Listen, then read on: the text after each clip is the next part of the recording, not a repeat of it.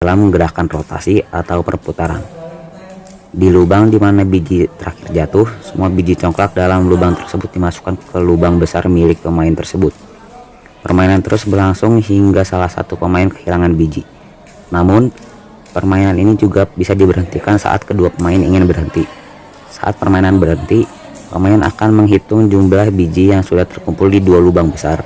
Pemain yang memiliki jumlah biji paling banyak adalah pemenangnya.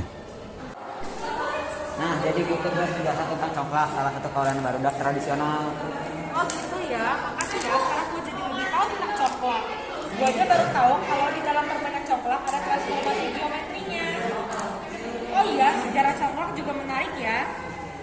BTW, di dalam permainan congklak juga ada nilai-nilai Serviamnya loh.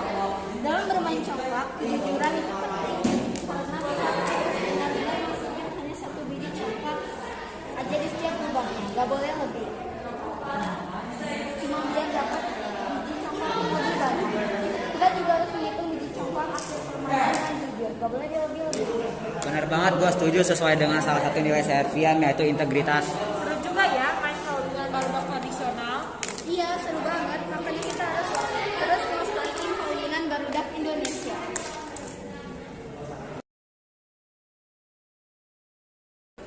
Kalian lagi main congklak ya? Iya, kita lagi main congklak. Kalian tahu nggak sih kalau congklak itu merupakan kawanan barudak?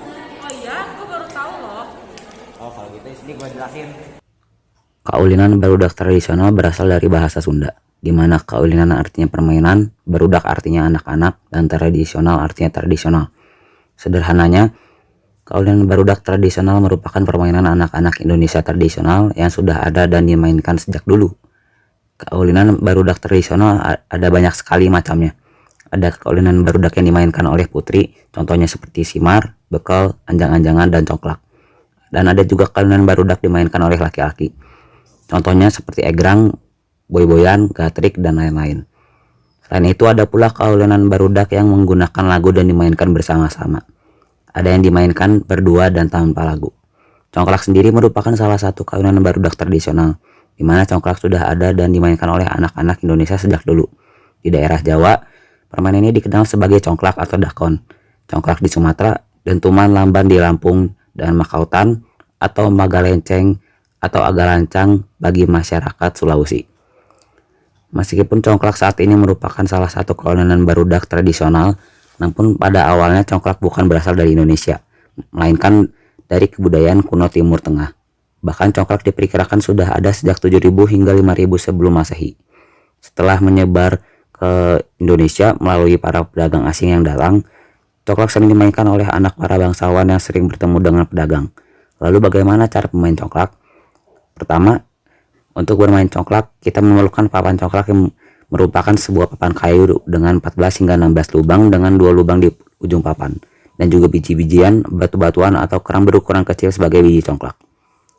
Untuk bermain congklak, perlu ada 2 orang yang berhadapan di sisi belakang papan congklak.